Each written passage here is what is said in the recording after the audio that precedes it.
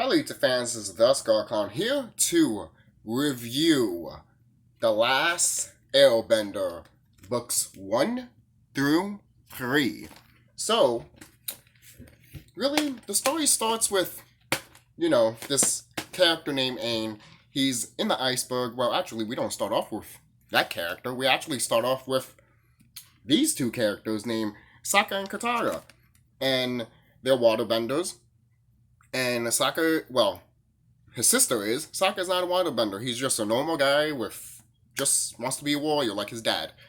And Katara is like one of the last waterbenders of a water tribe. And they're just in the water, looking for food. And then they stumbled into a big ball of ice, all because of Katara. Because Sokka got her pissed off. You're the most sexist. Yo, that shit was hilarious, man. I mean, when I first heard that, because when I rewatched this and I first heard that, I'm like, you're ahead of your time. And it really was. It really was, man. Holy shit. And that show came out around 2007 and 8 and all that. Well, I'll say 8 and all that. Well, that's what it says when you watch them at the end, but that doesn't matter. So, eventually, they see this kid that's in the iceberg and they break it. And he comes out. His name is Aang. And he's all like hazy and all that. But eventually, he hangs out with Katara. They become friends and everything like that. And the Fire Nation was looking for the Avatar for like what, 4 generations or 5 generations of fire leaders. I'll say 4. I could say 5 because Zuko and all that, but I'll say 4 just in case. But and Uncle Iroh, the best character in the whole entire series, hands down, right next to Toph. Yep, right next to Toph and Suki. Um, and these characters are all amazing. In the first season, obviously, the Firebenders are trying to capture the Avatar, and Aang finds out that he is the last Avatar because he left his home because he found out he was the Avatar and he didn't want to be the Avatar. And he gazed him, and there's a storm happened. He went in the water. He contained himself in ice for millions upon millions of years, and then when he found out his people died, and he found his mentor Iatsu, he went to the Avatar state and glued his eyes out and became like this unstoppable force, And Katara and Sokka stopped him, everything like that. And basically, Sokka was just like, hey, we're not going to let anything happen to you or anything like that. And Katara is like, we're your new family, and it's true. Because along the series, Aang does in a way admit that things happen for a reason. Even I think in season 1, book 1, that they mention that things happen for a reason. They might not say it the way I said it, but they're like, hey, at least I met you, and Katara smiles and stuff, which was in the first episode. Well, not the first episode. Is it in the first episode? But yeah, I'll say it's in the first episode. But and eventually Zuko, which is another one of the best characters ever. And Zuko, he wants to capture the Avatar again because he wants to, regain his honor. Honor. Yo, that shit, man. In season 2, when he's like this and he's like debating if he's gonna fight his Azula or Aang, he's like, Aang, honor. Yo, I died of laughter. Every time I see that, I always laugh because his face is fucking priceless. So priceless. But I get to season 2 really quick. It's just they're eventually learning of Aang learning how to waterbend and everything. You meet some characters along the way. You go to the Earth Nation, and you go the final stage, literally the Water Tribe, and it's beautiful and it's great. Sokka, falls in love with the moon. That's a great scene, and the movie butchered the fuck out of that shit. I'm gonna get to the movie. I mean, I could review the movie. If you guys want me to review the movie, I will review it. I don't have to watch it, to be quite honest, because I vaguely remember that movie. I don't have to watch it. I could just watch the animated series and be like, yep, yep, yep. That they fucked all of that shit up in the live action movie. Hopefully, the Netflix series could be amazingly awesome and change a few things that that weren't more exclusive in the show. Hopefully this time we'll actually see Zuko's mom more like after the whole war happens. You get like a little side story. You know how they usually do side stories in anime when they're done with the whole project and everything like that. I would like to see that, but if it doesn't happen, it doesn't happen. Whatever. It's fine. Uh, and then we get an homage to literally Godzilla. Aang turns into the spirit, to one of the spirits in book one in the Water Tribe, and because the Fire Nation is fighting them and everything like that. And Uncle Iroh talking about don't fuck with the spirits and everything like that. It's just so amazing. Uncle Iroh, man, that episode made me love Uncle Iroh even more. Okay, when I was a little kid, I didn't really like Uncle Iroh. I started liking him when the shows, I mean, when the episode progressed and everything like that. Because when you hear him, you'll be like, oh, cool. And then everyone called him lazy and fat and all that. I'm like, dude, that's your, like, fuck, that's kind of fucked up. And you gotta feel more sorry for him, especially in season two. Holy shit, man. Oh, God. In season three, Katara is like, did you say that to him? And then Zuko was like, might as well have. Like all of that fucked up shit that he's done to his uncle, man. And and by the end of season one, you get introduced. You don't see the Fire Lord until season three, which thank you. That is how you hype a fucking villain. Thank you. Thank you. Alright? That is the best villain ever since Thanos. I'm dead serious. Alright? And what, the Joker in the Dark Knight? Maybe I won't consider him that much, but some people will. You got you got the Fire Lord, you got Thanos and Joker. To me, those are the best villains ever. That's it, hands down. And I'm not saying there's no other great villains up there, but those are the three I can think of as of right now, and they're really good. So when when was it? I'm sorry, I'm trying to think here. When you see the Fire Lord, you don't see him. You see him in silhouette and everything like that. It's pretty dope, and he looks intimidating as all hell.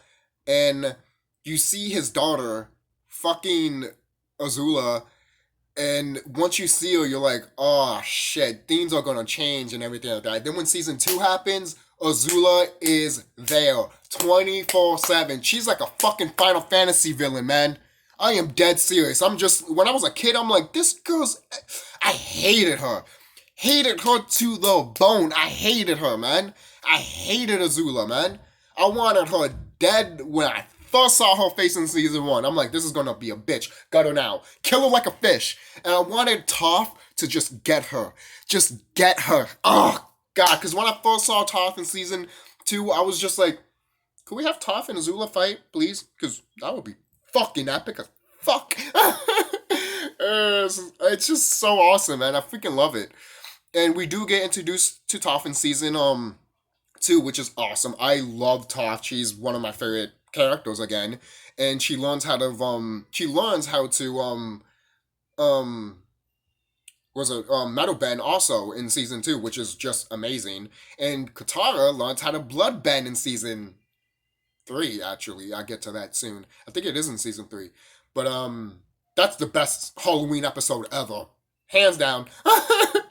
um, but how does season two end? Well, to be quite honest, the Earth Nation is completely gone, literally not wiped out, but it's taken over by Azula. She took everything, and it's just like, oh my god! Like every time, she is like she's better at doing things than Zuko has ever done, and it's like, whoa, man! And Zuko is still trying to cope of what he's trying to do of like, should I still capture the Avatar? Is that my destiny, or what's my other destiny? And Uncle Iroh's right there in the middle, telling him, yo, catching the Avatar, is it really your destiny, or is it someone else's destiny that puts you in that mindset? And then he's like, he's just a confused dude, man. Sokka, man. I mean, not Sokka, Zuko. He's just a confused man, man. And at the end of season two, you literally see Aang going. He goes to the Avatar state when he meditates, and he has to let go of everything, which is completely understandable. I'm in tune with myself. You guys know that if you watch my other channel, and it is true that you need to let go of everything, everything. That's why I love those episodes of um when the guru tells Aang to, like, you got to let go of everything, or else you would never go to the Avatar state, or else you just, some people don't let those stuff go. And Uncle Iroh does say that I think it's wise for you to choose love and happiness, basically, and he's not wrong. If you want to choose that, go right ahead. Nothing's going to stop you from that. Um, and when Avatar, you see that when Aang finally lifts us up and goes to the Avatar state, he's about to beat all these guys, and then all of a sudden, Azula comes out of nowhere, lightning bolts in his back. Technically, well, basically, he kills him. Azula kills Aang in season two. Most people are like, nah, she didn't kill him. I'm like, are you kidding me? In season three, they basically said it. And who bought him back? Katara. Katara bought him back with the freaking water thing that she had from the water tribe. Um, which only was used for really, really important occasions. And that was one of the important occasions. It was going to be used for Zuko's scar, which, to be quite honest, that's kind of intriguing. That was actually really intriguing. When I first saw that as a kid, I'm like, he could be rid of his scar forever. Wow, he could have, and he still could have if you really think about it. Um, and well, the water tribe temples and all that, but and I love the setting for the end of season two with the crystals, and it's in obviously that's the thing with these seasons. You can tell what's the season finale going to be. It's going to be in the water tribe. It's going to be in the Earth Nation, and this is going to be in the Fire Nation. So it's all very simple and everything like that, and obviously it just looks cool. I love this poster, by the way. This cover is badass, really badass, really cool. I like it than any other posters in this. I just like this one way more. If this screams as a anime or a movie poster, just saying, it just screams it, or a video game poster, it just screams it. So, and it gets your attention quick, at least in my opinion. Because when I first saw that, I'm like, ooh, you know.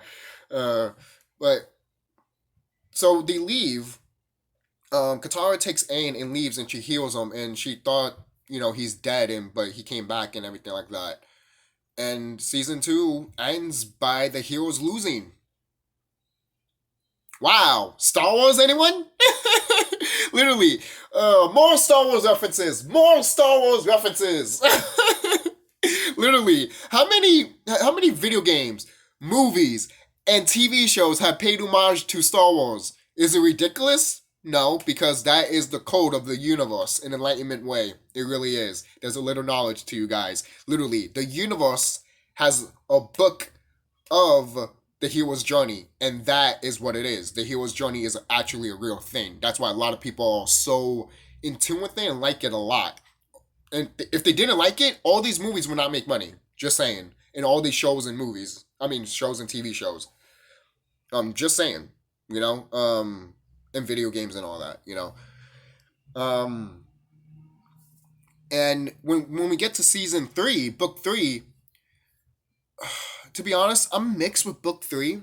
Because you got so many good episodes in book 1. So many great, fantastic episodes in book 2 with Uncle Iroh. Freaking, you get some side stories in season 2, and then the main part of it is Uncle Iroh being sad and all that with his his son passing and all that. When I saw that as a kid, I was not I was like, oh, what's he doing? Uncle. That's why I really truly loved Uncle Iroh in that episode. And once I saw him turning on the matches, the candles, and all that, I'm like, what's he doing? Is he just like having a picnic for himself? And you see the picture of his son, and I'm like, I started bawling my eyes out as a kid, man, because I knew that was his son, and I knew that. And then you hear the song, little soldier boy come home, and I'm just like, ah! it's so fucking sad and so fucking emotional. This is what this is what when people say that animation is for kids, The Last Airbender smacks you in the fucking face. You don't have to watch Family Guy or South Park to be like, yeah, those are for adults. For crying out loud, there's some Disney movies like Coco is more adult than that fucking Frozen type shit. I am dead serious, man. If you haven't watched Coco, to be honest, Coco deserves to be in a Kingdom Hearts game and deserves to be part of this franchise. Just saying. Coco is is based on the spirit world, right? In a way, yeah. Let's do it. That's how much I love the spirit world in the Last Airbender, Legend of Korra. That's why I love season 2 of Legend of Korra and in the episode of the spirit world in season 1 for The Last Airbender. And again, I mentioned this before. Season 2s of I love the season 2 of Gotham. A lot of season 2s are my favorite. And I'm talking about favorite. And I'm just like, what do they do here in season 2s, all season 2s, that they don't do for the other seasons? Oh, wait, that's right, creativity, more freedom. That's just me. So let's get to book 3. I'm sorry I went on a tangent. Book 3, like I said, there's some good episodes and bad episodes, in my opinion. The first episode is about I can't even pronounce it. Footloose. There, I can't even pronounce it. There it is. Really? You're gonna make an episode about that? Really? Really? A show about dancing? An episode about dancing? In a way, at the end of the episode, Toph was like, hey, that's cool that, you got those kids to get out of their, out of their comfort zone and all that. And that was nice. That I didn't mind. But I can understand that if you didn't want to hammer that message in and beat it to a bloody pulp, fine, fine, I get it. But at the same time, can you not do the dancing? I don't have a problem with the dancing, but it's funny. In season 1, when you have that episode when two sides are fighting with each other and Aang has to it's one of the worst episodes people talk about. I forgot what's the name of the episode, but when I watched that as a kid, I thought it was fucking hilarious. Aang lies to both of these guys, and most people are like, what's that message to kids? I'm like, Aang is a 12-year-old kid, a 112-year-old kid, but I would have lied to those motherfuckers too. Stop complaining, stop arguing, it's annoying. Maybe that's why a lot of people don't like that episode. But moving on, with I complain more with that Footloose episode with that one. Because this one, I was just like, what the fuck? And it was nice to see Aang go to school and learn about a little bit of the Fire Nation's fake history and shit, history. And it's so funny and everything like that. So there was some moments there that are funny, like Katara and Sokka being technically the fake parents to Aang. That was funny. Really, really funny. I'm telling you, Sokka is the highlight. Sokka is the highlight. Never change Sokka, And yeah, they gave Sokka an episode and, him becoming, a warrior and all that. He felt like, oh, all these people can bend and I can't do shit. And was that episode needed? No, it really wasn't. It really was not needed. It wasn't needed. It wasn't. But it was cool that they pointed out that everyone had a mentor. And I'm just like, you're right. But Sokka really didn't have a mentor too. But if you really think about it, it was his dad. That's just me. Not to say that the mentor that he did guy is not bad. I love Sokka's mentor. I think he's really cool. He's awesome. And the fact that he figured out that Sokka was from the water tribe and not like from the fire tribe and all that. I was just like, yo, man, he didn't went crazy or anything like that. He was part of the White Lotus group and everything like that, which is really, really cool, really dope. I didn't notice that as a kid and I noticed it now. It took me this long to notice that shit. Oh my god! There's even one for the Fire Nation. The Red Lotus, and that's in Legend of Korra, also. But it's funny. The Red Lotus was originally supposed to be what the White Lotus was, and I'm just like, wow. So there's that. There's a lot of episodes that should not. Again, it's like they looked at season 3 and they were like, let's fill some filler episodes. And when we get to the end, we can just continue with the story. That's how I felt. And I still feel that way. I'm just like, you had season one, great. You had season two, amazing. And season three was like, eh, eh. That's how I feel about season three. Every time I think about it or watch it, even thinking about it right now, after I just finished it yesterday, I was just like, could be better, but it's not. Some people might complain about it, but some people might disagree with me. That's fine. But there's just a few episodes there that I'm just like, And then the spirit lady that Katara just as to save the the lake and all that because it's polluted and all that. That's actually one of my favorite episodes. And most people be like, oh, I hate that episode because it's all about nature and pollution. Guys, this shit is real. And the reason they put that in movies and video games and all that is because it's actually a fucking terrible situation that we need to address and we need to fix. Not these government officials. Yeah, I'm talking about a little bit of spiritual here too. It's true. Don't let high-ranking business people do what you should be doing anyways, cleaning the water. That's why I love that episode. Toph goes like, how about cleaning the river? That's why I love Toph. Yo, Toph is so sarcastic but so humorless at the same time. Love it. Love it, love it, love it. Just absolutely love Toph, man. Oh. When I was a kid, Toph was my waifu, okay? Let's just say that. But, and once we get to the end of season 3, you eventually Aang has to learn how to firebend, and he gets Zuko as his firebending teacher, which totally makes sense. Obviously makes sense. To me, if it wasn't Zuko, it probably would have been Uncle Iroh, and I would have not mind if it was Iroh. If it was Iroh that teach Aang how to firebend, I guarantee you, Aang would have been the best firebender ever, man. Guarantee you. Guarantee you. But the thing is, I like the series overall because when you really think about it, Aang really didn't learn all that much about firebending or earthbending. He really didn't. But he still defeated the Fire Lord. That is actually pretty dope. It shows that you don't really have to go to the extra mile to save the world. Not to say that doesn't help, or having your friends or learning that ability doesn't help. It does. Because in the future, when Aang gets older, those abilities are more cranked up, and he stopped other people to do what Fire Iroh tried to do, and before they came to the top,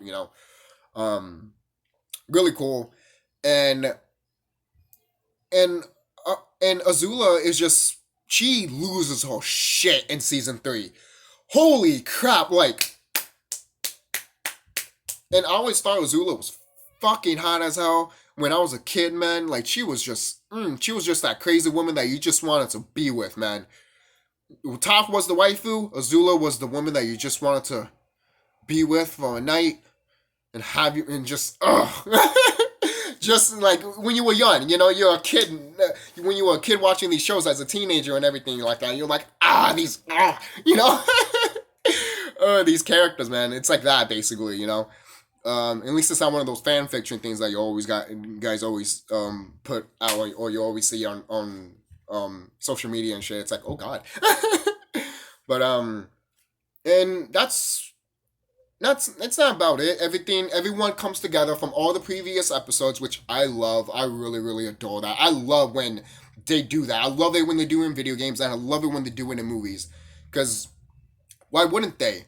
Why wouldn't you get all these past characters from the other episodes and bring them all together for this climactic battle to join the main characters?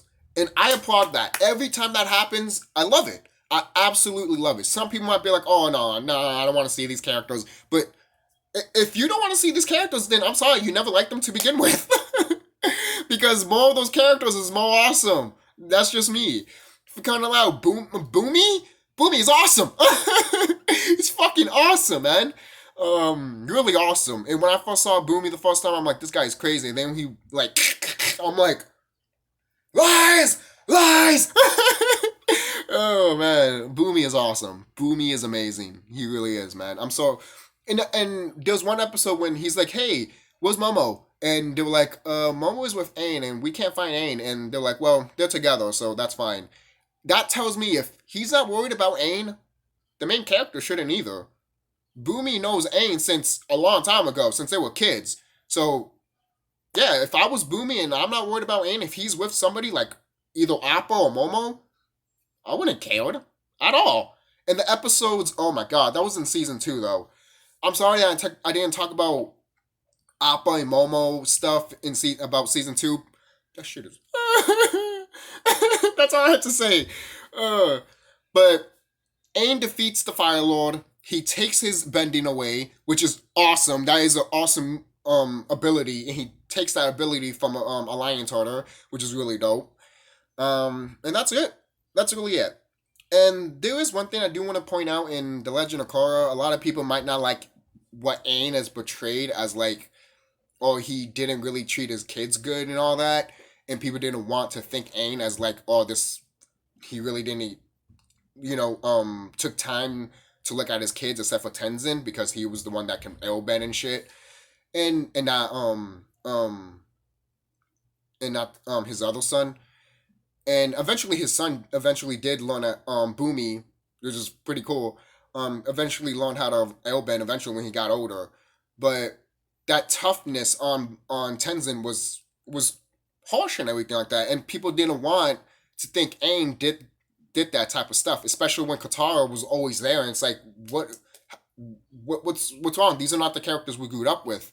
And it's like, I understand, but guys, these characters were kids when we left them, and when they were adults, they completely different.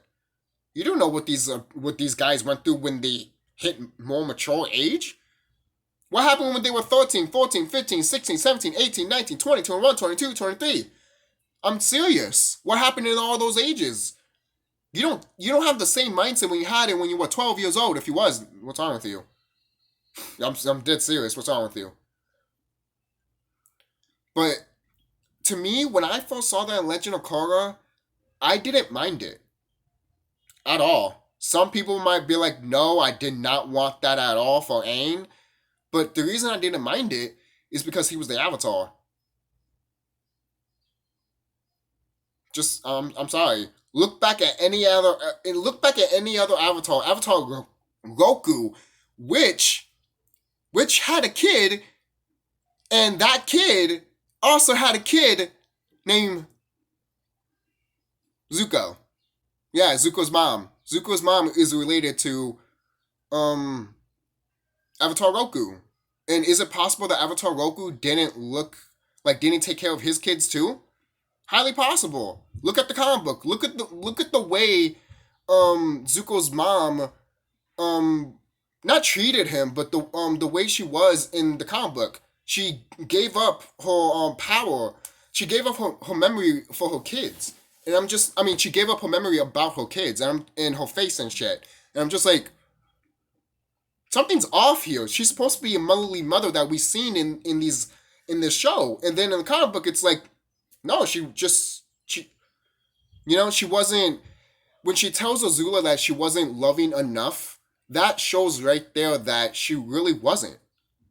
And that's because her father wasn't. And her father was Avatar Roku. You know? And is it the same thing with Aang? Yeah, it is. It's the same thing with Aang and his kids. So that's why it caught my attention of like maybe every Avatar has problems with their child because they're the Avatar. They have to not just take care of their kids and their own. They have to take care of the whole fucking goddamn planet. And that's a huge burden and a weight on you, man. Big. That's just me. Thank you guys for watching. Don't forget to like, comment, subscribe. What do you guys think about what I said about The Last Airbender? About my thoughts, my opinions on it. I know it's not an in-depth review of it, but I just want to talk about it and get my thoughts on it because I love the series. And I just finished watching it. So don't forget to like, comment, subscribe, and tell me what's your favorite episode, and tell me what you guys think about the whole Aang being a bad father or something like that, or not being the father you think he should have been. That's just me. Because I think it's more connected to the other avatars. But see ya.